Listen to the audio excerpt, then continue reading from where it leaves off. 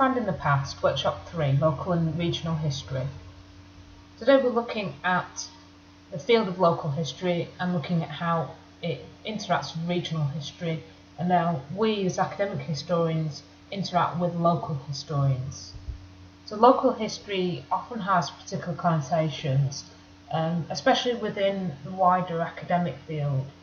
So there's various types of local history, but often people associate local history with independent studies done by people outside university research. So the types of local books that you get about a particular village or a particular community that you'll see in local studies libraries and local archives. And they have specific interests for a specific audience and often are really good sources of information.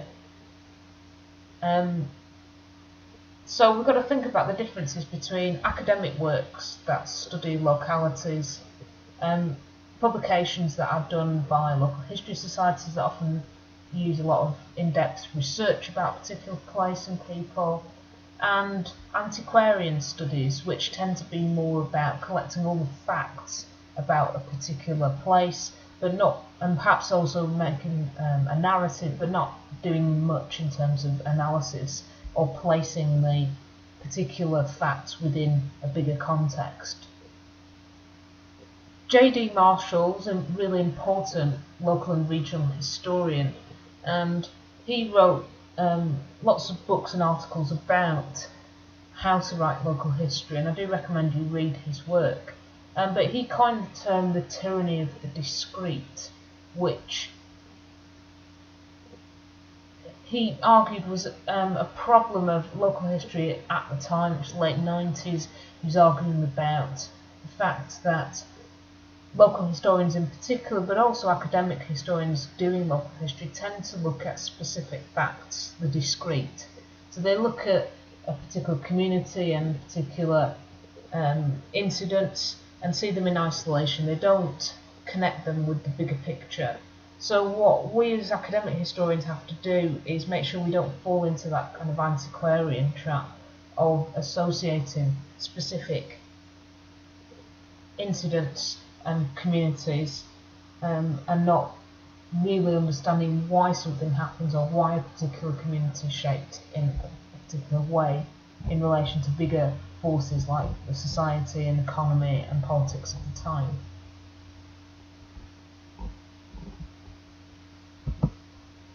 So if we start with some key works in local history, perhaps the best known in Britain and still is ongoing is the Victoria County History, which was set up towards the end of Victoria's reign, almost sort of in preparation of a memorial of her, and it decided to write the history of each county of England. And so it's quite an Anglo-centric endeavour, and it produced these great big red books. And again, if you go into local archives, they'll probably still have the copies, big great volumes bound in red, explaining the history of a particular county. It's divided in a particularly systematic way for all the counties, very structured, and it's like as an encyclopedia. It's still very useful, but we'll be looking in the workshop about how they categorise all the different facts that are associated with the counties and whether indeed a county-based approach is the best way to study local and regional history. Another really important early endeavour in local and regional history was the Annales School, and this was a French field of study founded in 1929 by two French historians, Marc Bloch and Lucien Febvre. They founded a journal called Annales, which again is still going, and it was a completely new way of trying to look at the history of France and of Europe.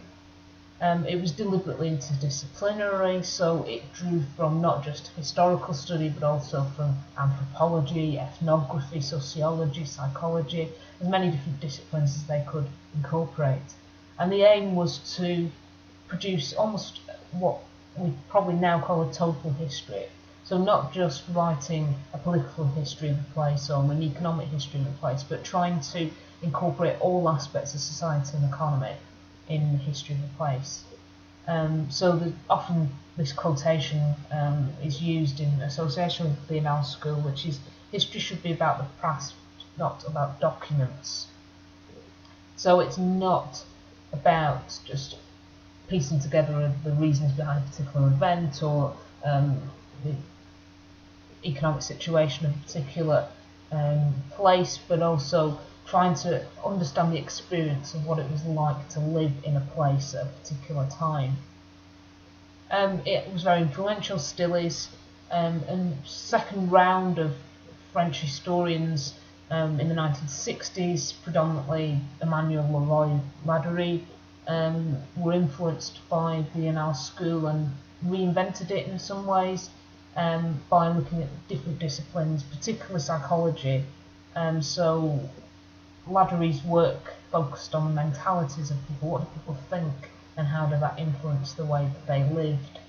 It's very much a history from below as well. It doesn't focus on states and politicians, but on people. So his work was on the peasantry of Languedoc. And it moved also into environmental history and looking at history on a long scale, so not just looking at a few decades or even 100 years, but over centuries. What can you tell about the place? So it moved into looking at history of the Mediterranean over millennia. I'll put a link there for more information on the Annals School if you want to look at another presentation on it. So there's a strong tradition of particularly local history in English history as well, which contrasts in some ways to the French tradition in that it's very specific. So here's some important names that will crop up when you're reading about English local history. W.G. Hoskins was writing in the 1930s, and he was one of the main proponents of looking at a particular place in a very academic way. Again, this is quite a new phenomenon in that era. Most history was about politics and economics, and here's someone trying to look at a particular town, in his case Exeter, and trying to piece together what it was like in the 18th century there. The most influential schools of thought in English local history were based at Leicester and Cambridge. So the Department of English Local History in Leicester produced lots of works in the 1960s and 70s and continue to do so about everyday life and communities in England. And the Cambridge School were more focused on population and demography, so looking at the census, what can we tell from population studies about the history of places. And there are some important thinkers, particularly in relation to towns. Asa Briggs and his classic Victorian cities was a standard bearer for that kind of urban history. And the place of local and particularly regional history again started to be rethought from the 1990s as people started to move away from looking at places as kind of case studies. They wanted to say, well, you have to look at regions as a way of incorporating both the comparative elements of history that you do, comparing different towns and villages, urban, rural, with a deep depth history from below approach. And just it's only manageable for historians to look at a region. And there's a whole debate about what a region is. So Vivian Adams looked at what he called cultural provinces, that he wasn't happy with the word county or region, but looked at how do we define a group of people in a geographical area that is comparable to a county or region, but share things in common. J.D. Marshall, I mentioned before, published this book, The Tyranny of the Discrete, arguing that there should be greater integration of local histories to present a bigger picture, that we should compare and contrast all these different local histories being produced to argue for a much wider regional and national analysis. And then two more recent books, Barry Ray's Microhistories, his book about 19th century rural England, and KDM Snell's Parish and Belonging, quite similar themes about the importance of drilling down and looking at all the different aspects of society and economy in particular areas and regions. So that's the brief summary of some of the historiography that we'll be exploring in the seminar.